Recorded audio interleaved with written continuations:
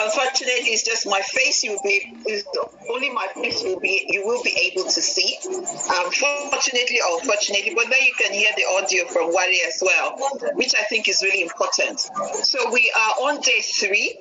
Thank you for all of those who have linked up so far with us, that you stayed on. Thank you so much. Really do appreciate the fact that each time you have come on, thank you so much that each time you have actually come on, each time you have stayed with us, we have an important topic today. Not just today, we have an important topic this week that we're talking about, and that's on kindness. Kindness. The theme for the Mental Health Week this year is kindness, and I know that it's a topic that we've been talking about since since Monday, and we've had some really interesting conversations with people. I'll just give you a quick recap. So on Monday, we had an open mic session, and the open mic session was basically asking everybody, what do you think of kindness? I mean, what's your definition of kindness? What does kindness mean to you? And of course, a lot of people said what kindness meant to them. For me, it was more or less like an eye-opener. When I say an eye-opener, it's not like I did not know before what kindness meant. Of course, I knew what kindness meant before. But for me, it's the fact that people expressed themselves. People gave different opinions about what kindness was. Well, you need to be a little bit still and move back from the screen so we can see your face. Yes, move back from the screen. I'm going to bring you back on. Can you hear me, Wale? Yes, can you hear me clearly. Fantastic. Okay. I can hear so I'm just going to quickly go through some of the things that we talked about. I'll quickly go through some of the things we mentioned on Friday.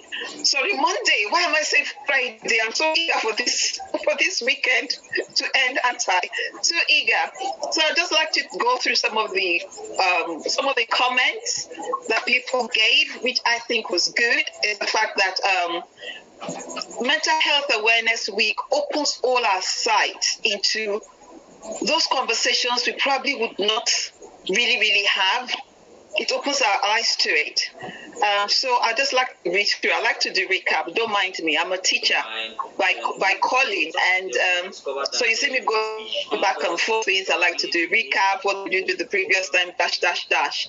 So I'll be quoting what some people said. But one thing that did strike me, among what a lot of people wrote quite a lot of good things, but one thing that really struck me on the conversation we had on Monday, I don't know why I keep saying Friday, well, somebody said, kindness is a fruit of the spirit. The human flesh is naturally selfish, which is true. Somebody also said, kindness is going out of your way to treat others right, but you have to love yourself first, and that is the key thing. We established that on Monday when we spoke, that you have to love yourself first. It is important for you to love yourself first. If you don't love yourself, you're going to struggle with loving other people. You will definitely struggle with loving other people. So you have to love yourself first. And then somebody said, kindness goes a long way. It's beyond the ordinary. It's a great act. And it has to be a deliberate act. That for me was an eye-opener. And when I say an eye-opener, it actually did bring some things out. Because, sometimes some of us do things, we just do it, which is fine. It is good when you're at the level where, like Mary said yesterday, where you're at the level where kindness comes to you naturally. It's good. But one of the key things Mary said yesterday is that kindness is something that we all need to practice. We have to practice kindness, and that is really important for us to practice kindness. And somebody said, kindness often hurts. It may be hard to do. And there's some interesting points that we're going to be bringing up. We'll talk about that later. But there's some interesting sides to these that we will be talking about later. Hey, Olivia, good evening. Thank you for joining. Thank you so much for joining. So, Wale, tell us about you. You're one of the things that we've done today is to invite those who are behind the scene with Nous. Of course, we're all actively out together. But tell us, what does kindness mean to you?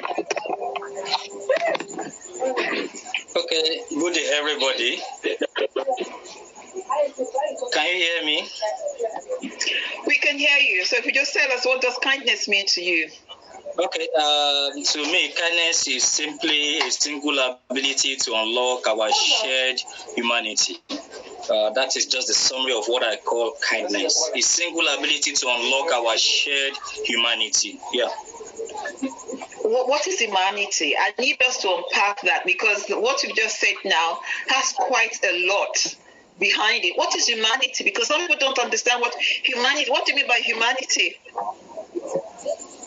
Okay. When we talk about humanity, we are talking about human race. Talking about human being collectively. Human race, human being collectively. Yeah. Okay. So human beings collectively, it is what binds us together. Is that what you're saying? That kindness binds us together? Yes, you are right.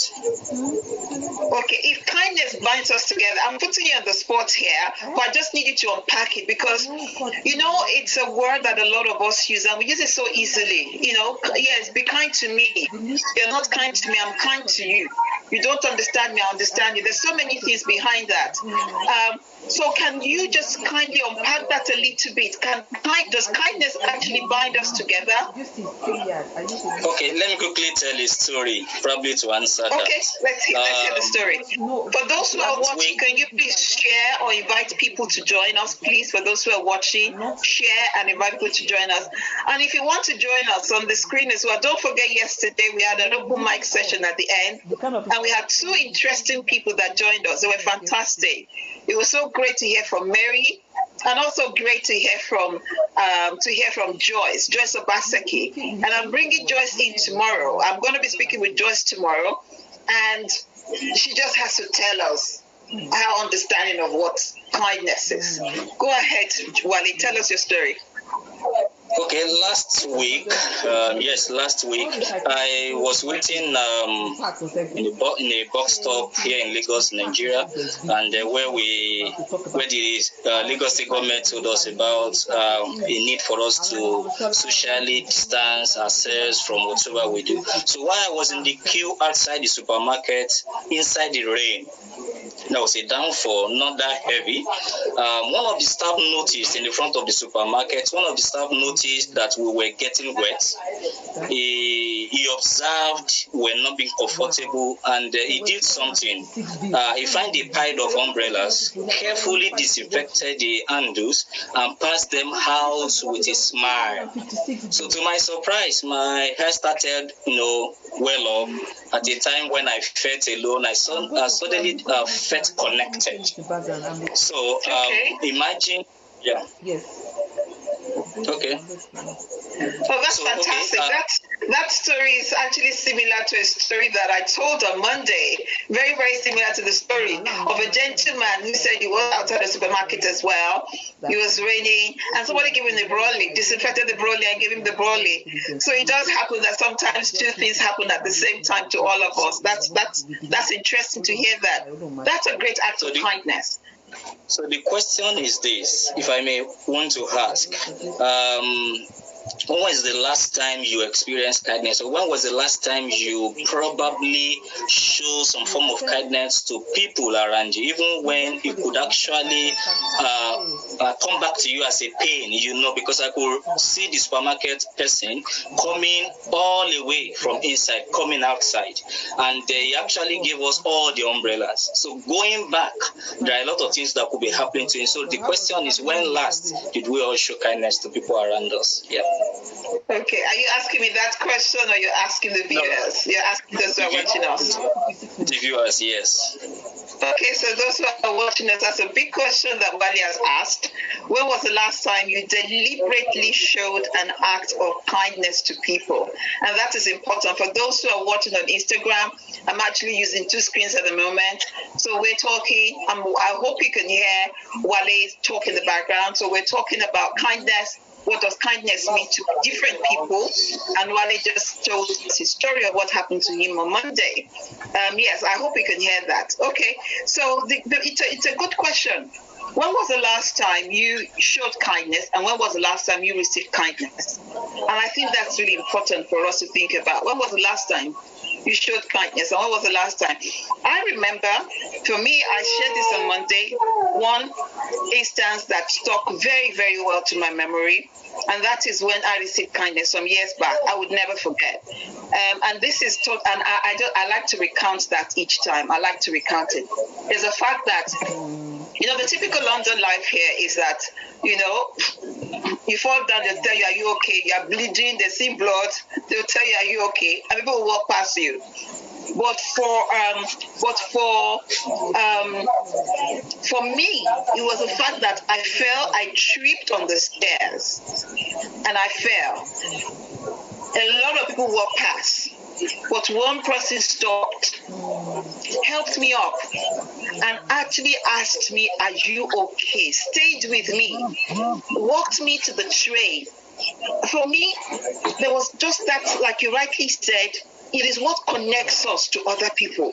I felt very much connected to that person, that this is a human being. For me, every other person that walked past me then, I kind of thought that they were aliens, because I think kindness is innate. What do you think?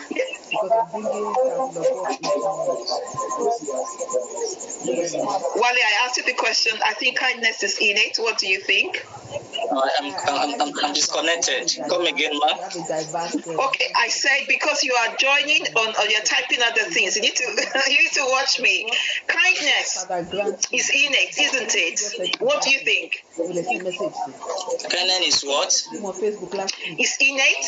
Kindness is innate. Kindness is something that is inborn in us. Yes. You're right, ma.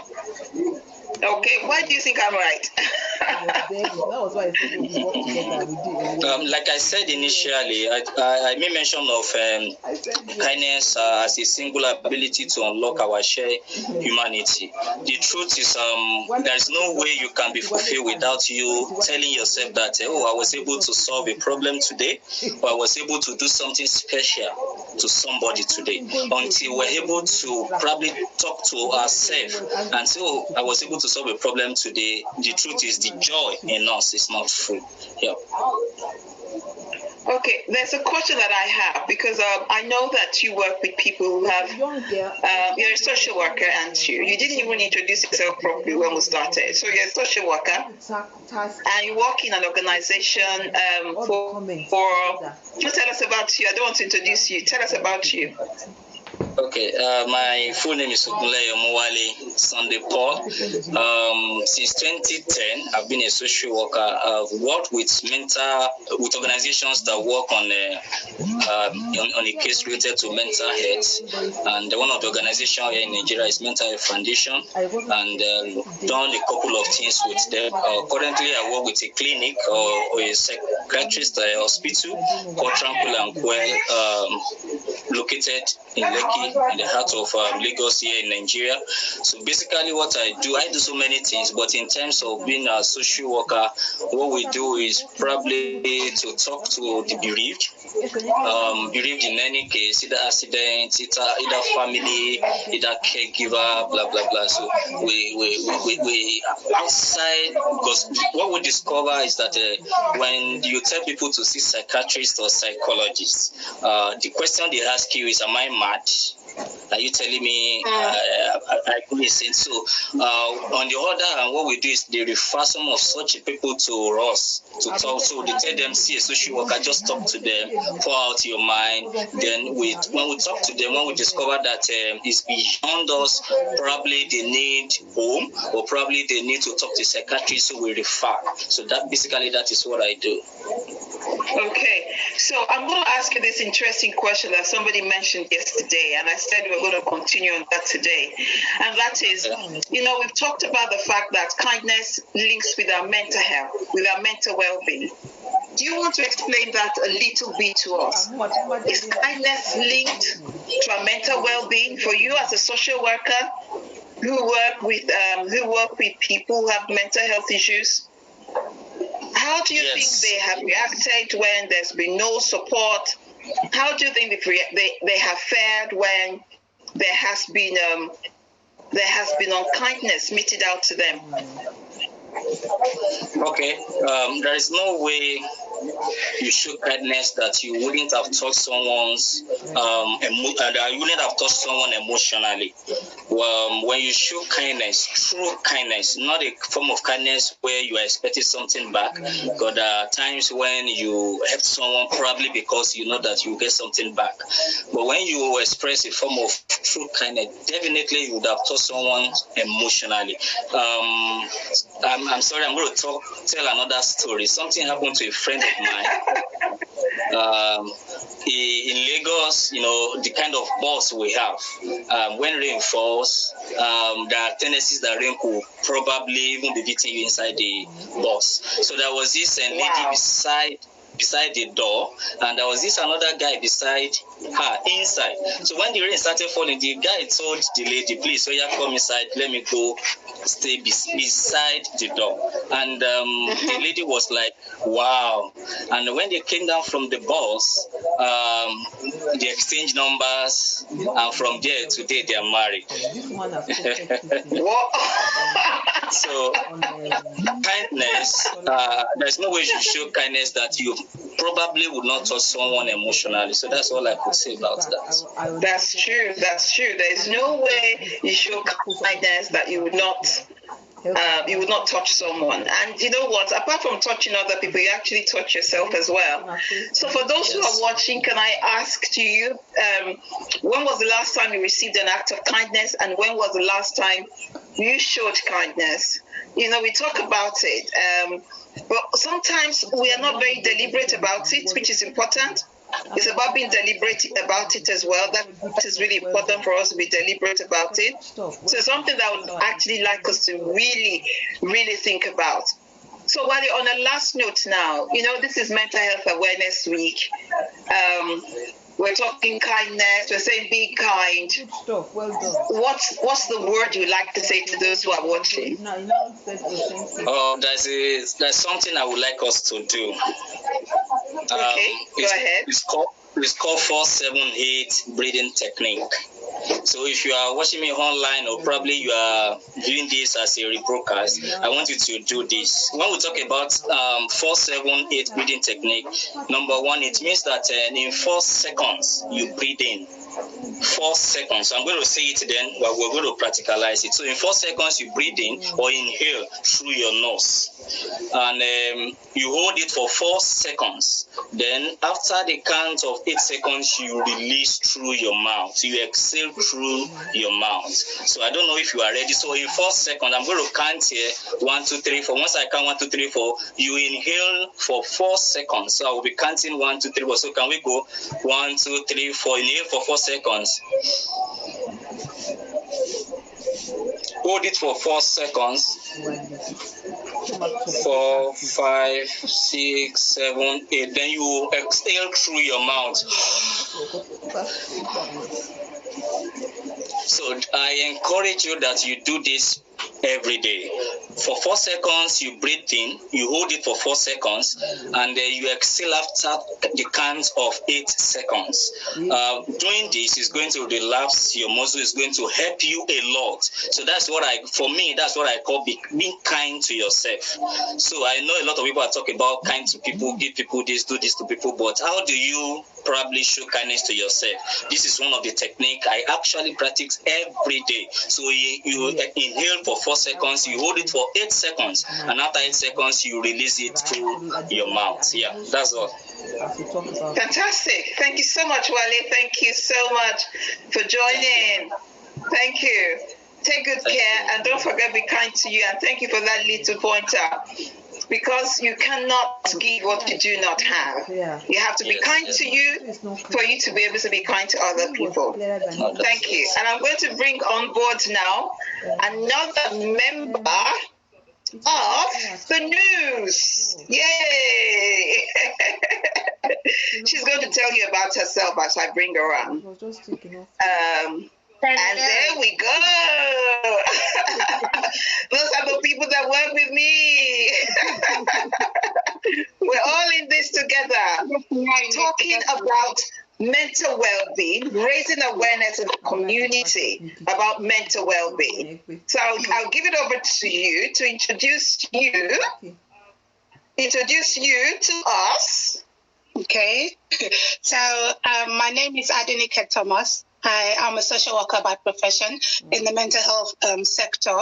I'm a mom, I'm a wife, and I think myself as a kind person. Absolutely. And you're also a Nous ambassador. Nous ambassador, yes. Most importantly, I am a Nous ambassador. A proud Nous ambassador. Thank you for coming on board. Thank you for coming on board. And the reason why I'd asked you, of course, we want to have as many news crews as possible. So for anyone who wants to join, just indicate, bring me on. Like yesterday, Joyce, I hope, Joyce, you're watching. I'm still going to contact you, Joyce. Joyce said, bring me on. I have something to say. So if you have something to say, if you want me to bring you on, let me know. I'll send the link to you and then you can join us. What I probably will do is after these events, after this one, I'll go off StreamYard. Okay. And I'll do that on Facebook because I don't have everybody's details. Yeah. I need to have your details to send the link to you for StreamYard. So it's a very interesting angle that I wanted to talk about. So you do a work that is usually, because I work in the sector as well, I know that social workers are not very much liked by families. True, very, especially very when you come to and I'll tell you the reason why. I say this because I work in the community and I hear families' apprehension, their views around what social workers do. They come to take the children away. Yeah, they say that. And it's also the fact that oftentimes people need to be detained under the Mental Health Act. For those who live in the United Kingdom, you need to have a social worker there.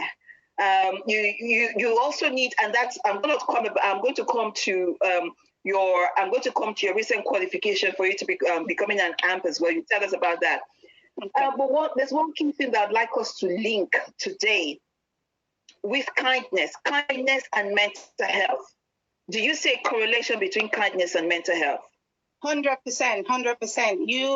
I think to become a social worker, you have to be inclined to be a naturally kind person. It's not something, being a social worker is not something you learn. I say to my friends, my family, my colleagues, if I wasn't paid to be doing what I was doing as a profession right now, I will still be doing it one way or the other. I see myself as someone who was already doing it before I got qualified to become a social worker. In my group of friends, well, someone in my office will call me the agony aunt because I see myself as someone who, as much as I rely on people to advise me or second opinion, I also have people come to me and say, oh, how do I go about this? What do I do? What do you think? And when you join heads with your friends or your family or someone who's come to you for an advice and they take it and they smile. So for example, someone comes to you and they're unhappy or they're sad. And then by the time you've finished, you already have put a good idea in their head. You've made a positive change to them. That's in my view, it's not something you can learn how to do. A social work is, for those who are not in England, I'm a social worker in London, and I live in London, and I practice in one of the boroughs in London. There's this thing, social work is very vast. So we have the adults, we have older adults, we have generic adults, we have young adults, and we have children. So, and then we have the mental health, we have learning disability. So it's not one social worker is not the same. So social work is very, very broad. My sector is the mental health, the generic mental health. And even though I work with the generic adult mental health, I find myself attending meetings where, for example, my clients have mental health issues, but then they have children. And so the children would have a social worker. I will be the mom or the dad social worker. And then when there are concerns around the children or safeguarding concerns, we then come together in a meeting called a child in need meeting. And then that's where you then see us together. And when you say people have that thing in their head where, social workers just come to take children. Do you know what somebody just described social workers as now? Somebody just said social workers are like social police. Not necessarily. Not necessarily. I would say I would like to think that, say for example, God forbid something happens to me. I'd like to think that aside from my family, there's someone out there who wants to look out for my children, and that's in terms of the social workers for children. And I say this because I see 90% of the time when my clients with mental health issues are going through a period in their life and the children are abandoned. It's so unfortunate because the children go through a lot. The children are the ones who are there. They are the ones going. They are the ones there in the center of whatever problem their parents are going through at that time. And the social worker is like an angel to the children. And so where the adults don't see what the social workers are doing, the children are glad that someone is there who is looking out for them.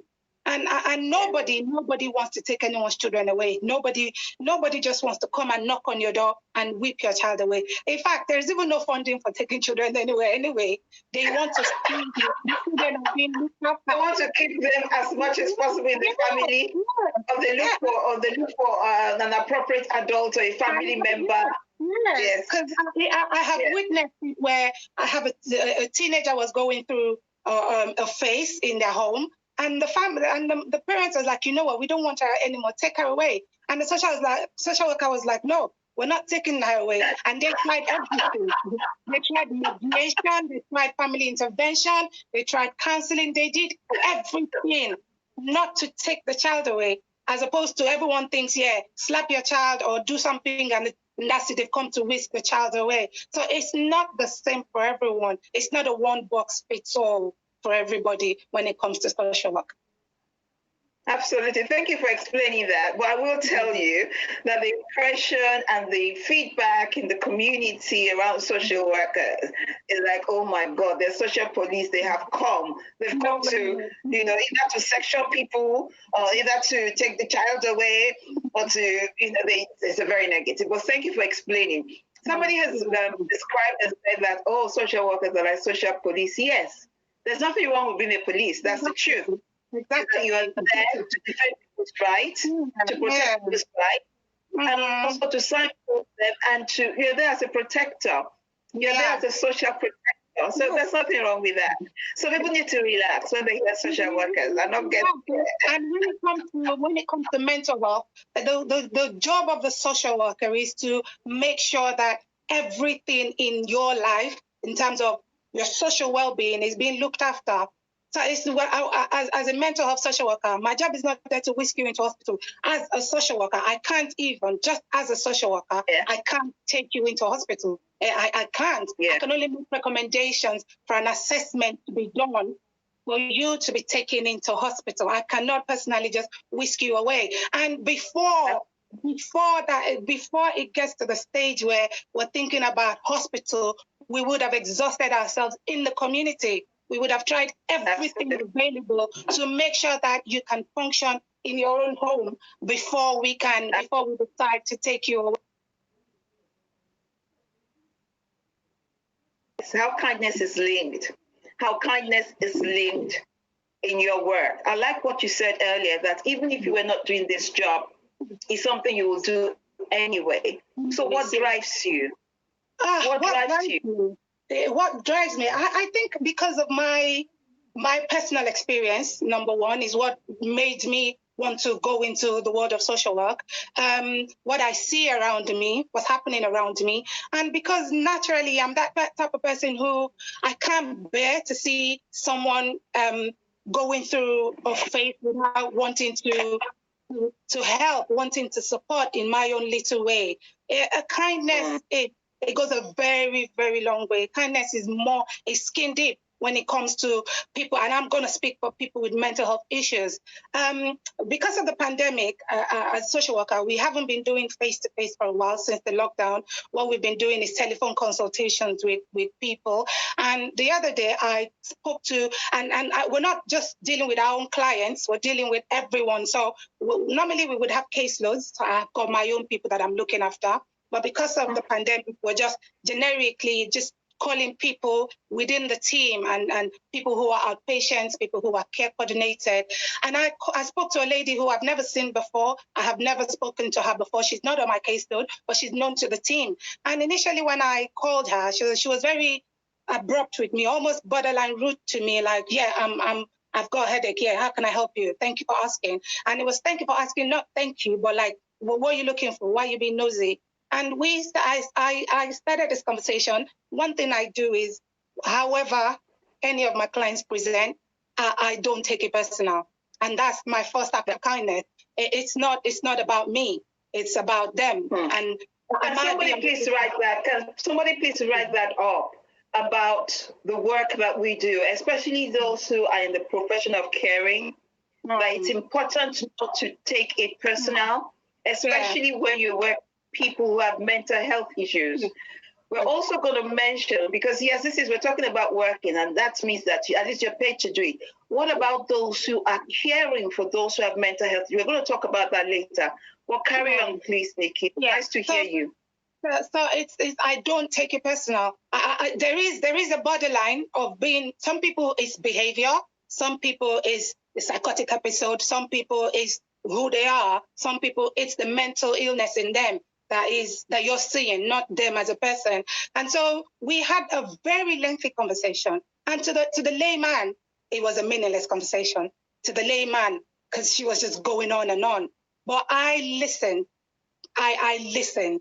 And at the end of it, she said to me, I am so glad you have called me. I am sorry I was rude to you at the beginning.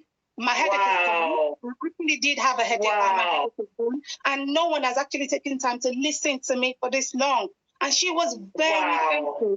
And she said to me in clear words, I feel so much better now that I have spoken to you than a few minutes ago before you called me. And I say to people, just the act of listening, it comes from being kind. Yeah, it is kindness. It is. Because it's easy for me to cut off and say, oh, I'm sorry, that's not why I'm calling you. Can you just, how are you? Or are you sleeping? And then if they want to go deep, I can cut them and say, oh, no, okay, I'll book an appointment for you to see a doctor and that's it. But I didn't do that. I listened because I could sense that this person just wanted to pour out what was inside of them. And I say to people, 90% of the time, it just takes listening to make a difference in someone's life. It just takes some people don't want you to help them with anything. They just want you to listen. And at the end, they know what they want to do. They know how they feel. They just need to pour it out. And at the end of listening to them, if only you could open them up and see what you've done for them, or what you've done to them, or what the act of listening has done to them, you would realize how much of a difference you've made to them. Absolutely. You said something that resonates deeply with me. And I think I sit down, listen to you, and I'm thinking, how sometimes, we're listening, and even our listening non-verbal language is very judgmental. Yes. So it's not just listening, it's also actively listening. It's being interested in what the person is saying. So I'm a mental health first aid trainer. One of the things that we do, one key model in the course is about active listening. And one of the things that we teach people, mental health first aiders, to do is how to listen non-judgmentally. Yeah. To listen non-judgmentally. And how do you listen non-judgmentally? It's about your body language. Okay. So, what you said is very interesting. Like something that I'd actually like to just draw on a little bit more on these clients, because I know that one of the challenges people have with mental illness is the fact that people don't know how to relate to people who have mental illness. It's the fact that there's a lot of negative information out there, especially in the news, around mental illness. People think that once a person has mental illness, they are violent, that they're going to kill people, they're going to go haywire, they're going to go berserk and all of that. How has it been for you working within the mental? Yeah, I would admit that before I became a mental health social worker. I actually also had that in me. And my idea of a mental person is your typical African mental person. That's my idea of a mental. So when anyone says, "Oh, that person's got mental illness," so I'm thinking of someone who's unkempt, who is dirty, who is malodorous, whose clothes are worn out or torn, and that was what was in my head until I studied to become a social worker in the line of mental health. It's 1 in 4. So if there are 4 of us sitting down in a room, 1 of us has a mental health issue. And I say to people, depression is a mental health issue. It's mental illness. Anxiety is mental illness. Phobia. Some people can't bear to look at a spider. Any form of phobia is mental illness. And it's your mind thinking in a different way. So we all have mental health. I was explaining to someone the other day, like, "Oh, I don't have mental health." I was like, "No, if you have a brain, you have mental health." You have mental health? Thank you. Can somebody type that out for us, please? We all have mental health. Stop saying that person has mental health. Everything that has to do with your physical body, where you can touch, or where you can't touch, anything that has to do with your body, is your physical health. And the same way you would look after your physical health, you should look after your mental health. So anything that has to do with your mind, with your brain, it's where your mental health comes from. So it is 1 in 4. And some it's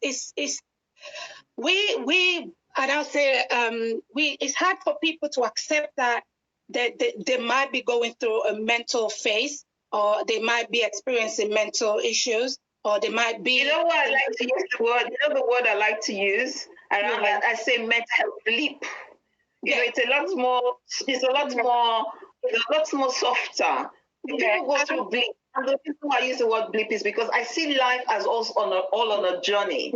You know, and there's a traffic light. I use a traffic light. Usually when I do my class, I use the traffic light as an example around our mental health journey. When you're going on a journey, you may drive for 100 miles and there's no traffic light. Then the traffic light will tell you, red, stop. There's sometimes while you're driving, you get into a pothole. There's sometimes you climb through. And that is what life is all about. And it's the fact that things may happen in our life, yes. And we experience changes, isn't it? Yes. So for some people, it is a bleep. For some people, it's a lifelong difficulty. So it's different. Like I say, everything is in one box fits all. For some people, it's just a phase. They're able to seek help quickly, and that's it. It comes and it goes, and they never hear about it anymore. For some people, it's something they have to manage for the rest of their lives. For some people, with most of my clients, is in and out of hospital, and sometimes they have long years of being stable, mental stability, and then it crops up again. And most of the time when it crops up, because people feel, "Oh, I've been well for X amount of years. I don't need my medication anymore. I'm cured. That's it." And then it takes a while, and then it creeps up on them again. Like I say to people, there is no cure, really no cure for mental illness. It is just management. So we manage the symptoms of the mental illness. So if we can manage it well, it might disappear forever if it's a bleep. But then if we keep managing it, you get stable, and then you can function and live a normal life. And when I say function and live a normal life, you can hold down a job, you can get married, have children, and continue to live a normal life. Yes. So I want us to talk about families now. How can families show people who have mental illness support? How can they show them kindness? I'm really glad you asked me that question. We were discussing it at work I think 2 days ago with my colleagues at work, and one of my service users, the wife. It was the wife who alerted the team that the husband is going through a phase, and I said to my colleague, I said, I doff my hat to the partners, the spouse, the children of people who have enduring mental health issues. I said, because it must be hard for them. It must be difficult for them, especially when your family member is going through that phase where they are relapsing, and the things they do. And sometimes it's just the husband. And I think most of this problem or the difficulty we face is, and I'm sorry to say this, is from people from the Black community. Because with the ethnic minority community, I wouldn't even say ethnic minority, because, well, ethnic minority could be people from Bangladesh. That's what I'm saying. It's also in the Bangladeshi communities, in the Pakistani community, and that's why I would just kind of capsulate it and just say ethnic minority. There's a lot more stigma within the community. But I think the stigma, the highest, I don't have the numbers of the figures, but I think from my experience, with the Black community specifically, there is a lot more stigma compared to other communities. Because in the community I work with the Bangladeshi and Indian and Pakistani community, and you see they are so accepting of it. You see the white to get their depot, it's not an issue. You see them talk about their family life. You go into their homes for a home visit, and you see the way the husband is with the wife. You see the way the wife is with the husband. You see the way one partner is with the other, irrespective of who is suffering with the mental illness or who is going through that. You see how their children are. You see how their families are. And I sit down and I'm thinking, is it how we were brought up as Black Africans, or is it just our mindset imbibed into us? Is it culture? Because I have seen firsthand where a young boy, there is no history of mental illness in the family, no history of drug or alcohol, nothing, and he had just sudden onset of psychosis, and that's it. And it was so hard for the family to accept. It was hard for the family to accept. The father just couldn't comprehend it. It was. Do you think our culture? Do you think religion may be a major influence? Because I do know that for Black people, we are very religious. Everything we capture under religion. And most of the faith that we hold on to is a faith that, I say this, I'm a person of faith, I'm a Christian, born again. But however, the conversation we're having is a conversation around all cultures, because mental illness knows no age, race, color, your educational status, it knows nothing. It can, just like you rightly said now, no family history of mental illness, no drugs, nothing, psychosis just started. I know that one of the key things with our community is the fact that the religion that most of us practice, so whether the two major religions with us Black people is either a Muslim, it's either you're a Muslim or a Christian. And one of the things that I found out is that these two religions teach you that God heals, which is good. I believe very much God heals. And it also teaches that there's evil spirit and there's good spirit. And I believe that as well. I believe there are evil spirit and there are good spirit. I believe that as well. However, do you think the depth of our religion may be the influence around denial? Because, one thing that keeps coming to my mind is I'm looking at that father who is not having it. It's the fact that if he was kind to his son, he would accept the situation straight away and work with you to make sure that all the necessary things are put in place.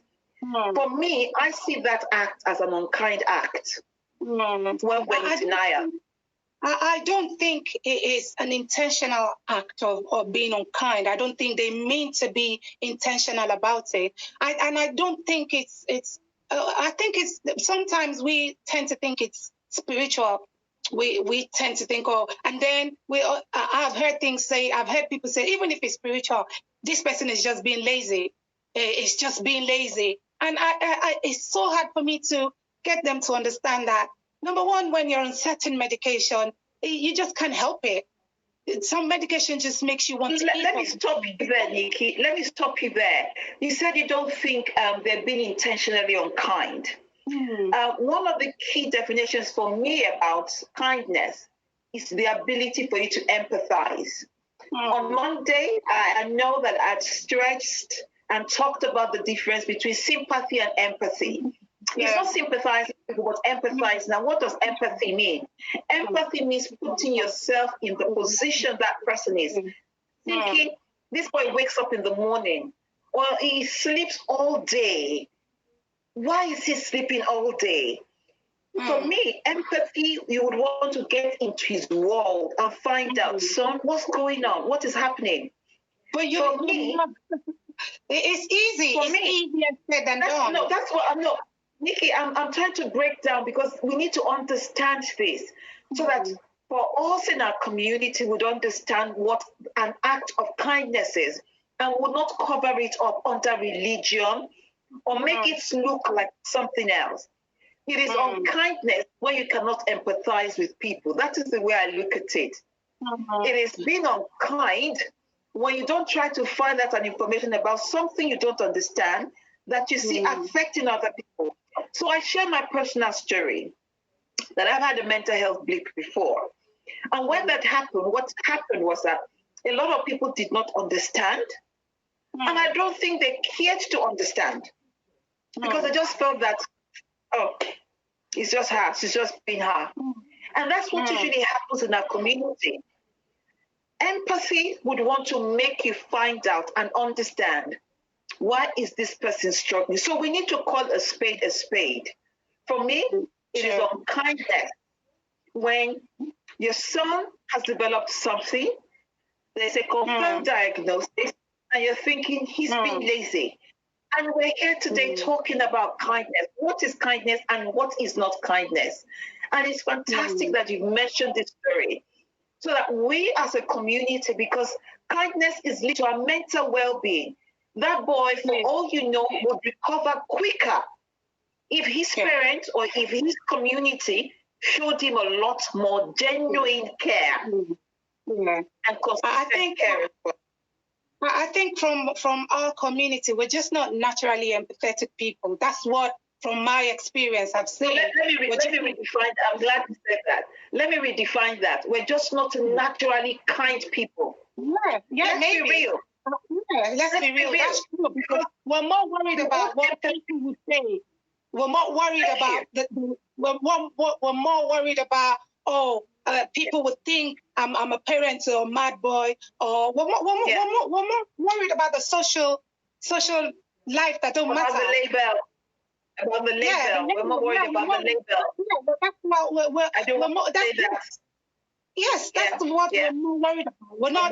We haven't taken our time. Yeah, well, we haven't taken our time to come through. Absolutely, and I'd just like to use this opportunity for those who are watching. Please share, but it's more important for us as a community.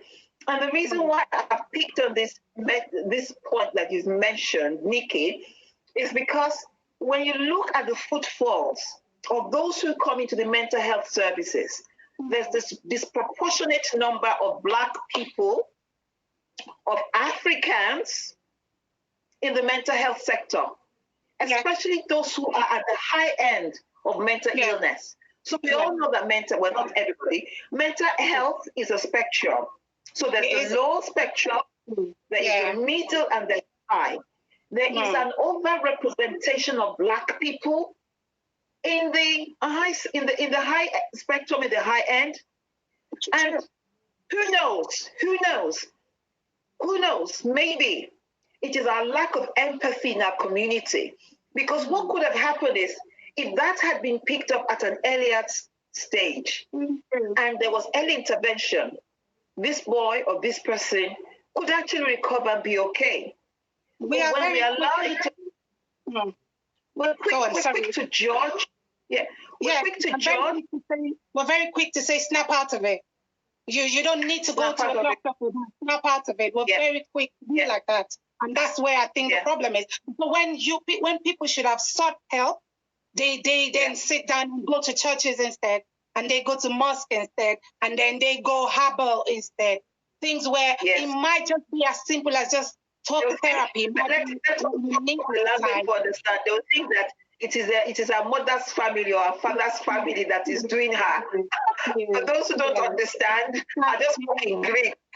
And I'll try to explain it. For those who don't understand, so a lot of Africans believe in spirits, and they believe that a lot of evil spirits live in, they move around, and sometimes people cast curses on families, on people. So they sometimes, which is not, it is not a lie, that happens. However, I do know that there are some situations that with early intervention, that situation can be averted and it will not be as complicated as it is. Somebody wrote here, I'd like you to comment on this. Somebody wrote here and said, thank you, Tammy, for joining. And what Tammy said here is that he actually thinks that we are kind, that Africans are kind, but we don't know how to express it. Is that true? That's true. It's true, but not true. We're very selective with our kindness, if I'm allowed to say that. We are normally kind let's shake the table. We show kindness when eyes are watching, when people can see what we're doing. We tend to show kindness. But when it's just one-on-one, I'll give an example. There's this thing going around on Facebook to say it said, look after yourself, because people would drive 100 miles to come to your burial, but they won't drive 100 miles to come and see you if you're sick. And there's this thing that goes about in my community. I'm a Yoruba girl, and people will say, for example, oh, you go to a friend and say, oh, my dad is ill. They just, oh, best of luck, we hope it gets better. But then if you say my dad is dead, people are quick to say, we have to celebrate. They give you money. They support you. Don't worry, I'll buy the drinks for the day. Oh, don't worry, I'll pay for this for the day. But you could have helped my dad out of that situation. You could have offered me that help that you want to use to buy the drinks for the party to help me get my dad out of hospital. And so that's how we naturally are. So that's where our kindness comes out. We show kindness when we can. I tend to think when we tend to benefit from the kindness. When we can benefit from it. When we can benefit from it. But because just mere doing, and I take an example of celebrities, most especially African celebrities, when they go about doing this giveaway, or they go about doing good, or they even go to the motherless children's home and then they take pictures, or they help a family and then they take pictures. I'm like, they're not beggars. Absolutely. Absolutely. Not beggars. You don't need to take pictures. You don't Absolutely. You don't need to show the world what you're doing for this one person. You can just do it. Yes. You can do it. A lot of people here are very charitable. A lot of people give to British Heart Foundation and all of these charity organizations, and it comes out of direct debit from their pay. And some people even write their will. Some people even write their will, and they give all the money in their will to those charitable organizations, and you don't see it. We don't see it. But we are so quick to go on Instagram and say, oh, we donated food to 20 people today, and then we take the pictures of the bags of rice. And I'm like, no, this isn't what the Bible means by being charitable. Because I think there's a verse in the Bible says, watch your right hand. Shaking some tables today, Nikky. You're shaking some tables today. You are shaking some tables. I am out of here. Because some people are watching this, they're like, woo. Yeah, it is true. So we tend to show our kindness when we can take the example of the widow's mite in the Bible. So the rich person danced in all his glory, showed what he had to give, and left it there. And the widow had her own mite. It was just hidden, and she just quietly put it there. But hers was received well by God, because it was all she had, and she was willing to give it, and she didn't have to let the drums roll before she gave it. So we tend to be kind. We are kind people. We have it in us. We have it. We just need to work on. I believe kindness is innate when you look at little children. I believe kindness is innate. And Father Grant, who was here with us yesterday, he spoke excellently well. I don't know if you watched it. There was something he said. Yeah, there was something he said that resonated. A lot of things he said yesterday resonated to me. And he said that kindness is there, because I asked him, is kindness innate? And he said, yes, it is innate. It is inborn in us. Because when you look at children, you see that. I don't know if you saw that picture that circulated on Facebook some while back. A little white boy and a black boy, they'd not seen themselves for a while, and they ran to themselves. I watched that video over and over again. It was the pure delight, the joy that these kids had seen themselves, and they didn't care about their color, they didn't care about their height, they didn't care whether they were ugly or red or white, they didn't care. So children, naturally, it's innate in us. But over time, because of culture, because of life experiences, people have built walls. And the way I look at it is that their goggles to life becomes colored. So we're born with very clear goggles, very clear specs. Over time, when mud has splattered on it, when blood has splattered on it, it becomes very clouded. And people no longer see clearly. But one thing that Father Grant said yesterday, you know that you can bring it back up. So it's about us going back. And that is what this week is all about. This is what this week is all about. And I'm glad that the Mental Health Foundation said that the theme this year should be on kindness. So we all need to bring it up. And I said something interesting yesterday, and I'm bringing Councillor Mohammed Bott tomorrow. He's coming in. He's going to come in before he breaks his fast. He's actually tomorrow. The Ramadan is on Saturday. Ramadan is Saturday. So he's going to come before he breaks his fast. Councillor Bott is a leader of Brent Council.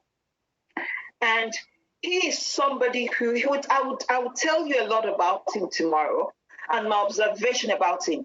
But the way I look at life is that there is a need for us to be very intentional. Yes. Yesterday I mentioned a little bit, but we didn't speak too much about it, about managers being kind, because kindness has to be in different faces. So we've talked about you as a professional, how you're kind to your client, how you have it innately and you're expressing it. And I loved what you said at the beginning, Nikki, that even if you're not a social worker, this will still be you. You will care for other people, which is fantastic. And then there's the other bit as well, how families can care for those who have mental illness. Because somebody actually mentioned this yesterday. Somebody spoke to me offline and said, Lade, you need to talk to people about how families can care for those who have mental illness.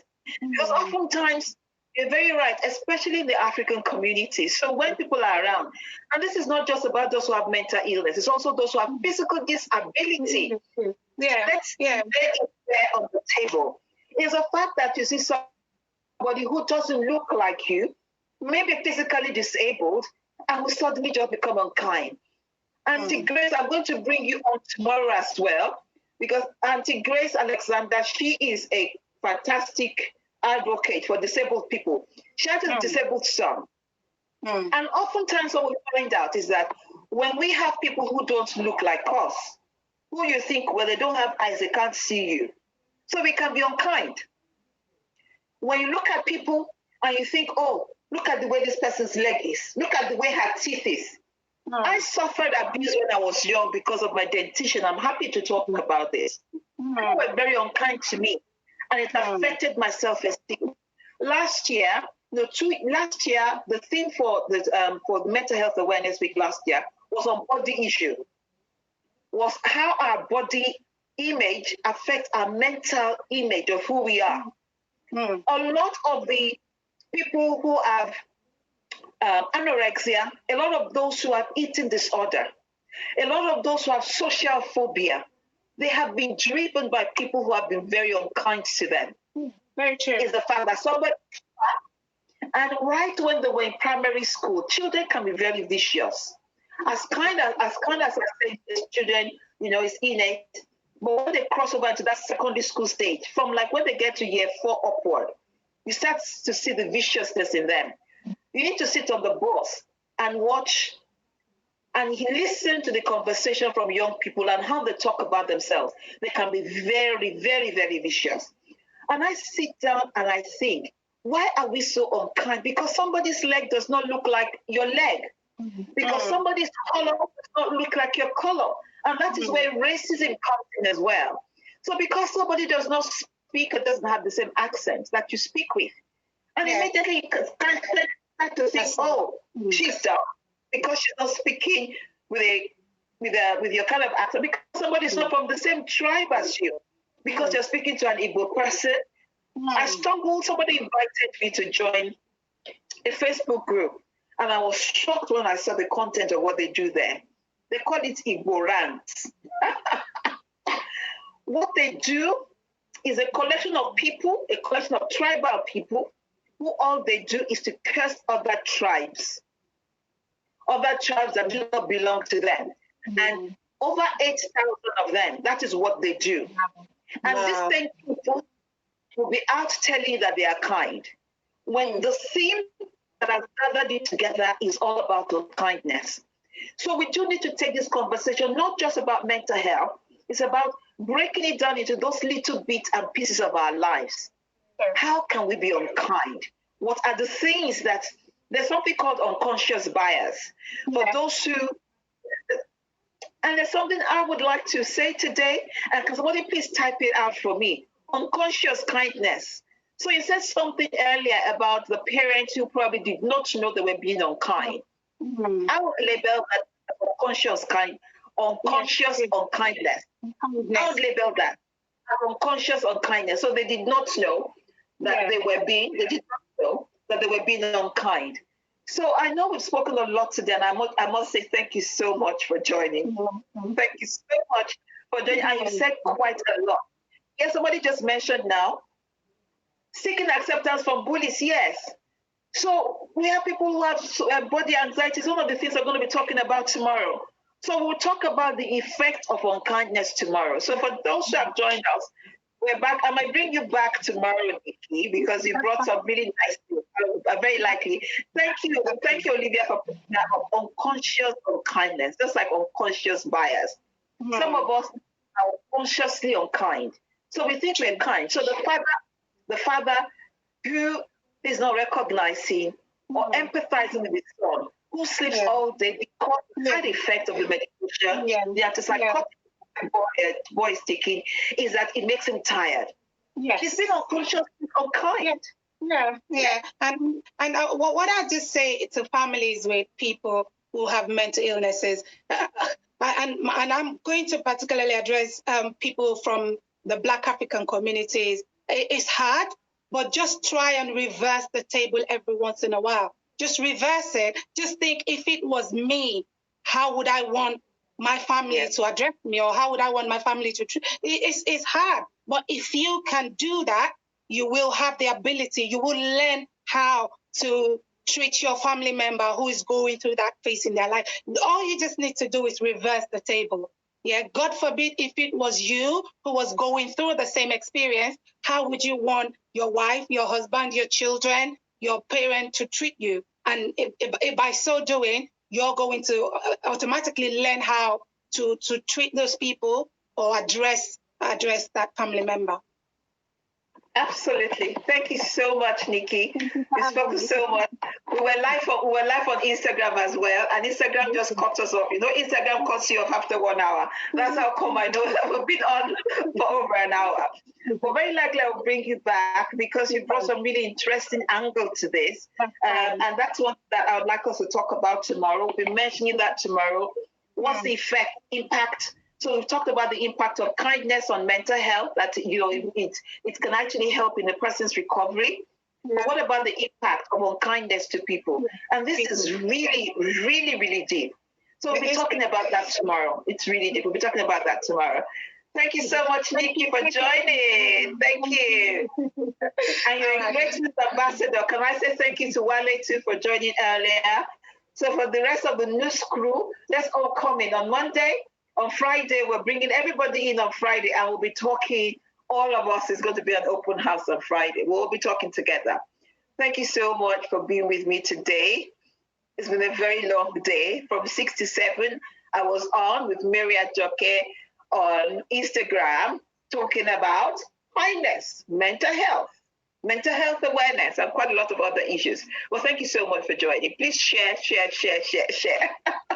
And have a very good evening. Take care. Stay safe. Thank you.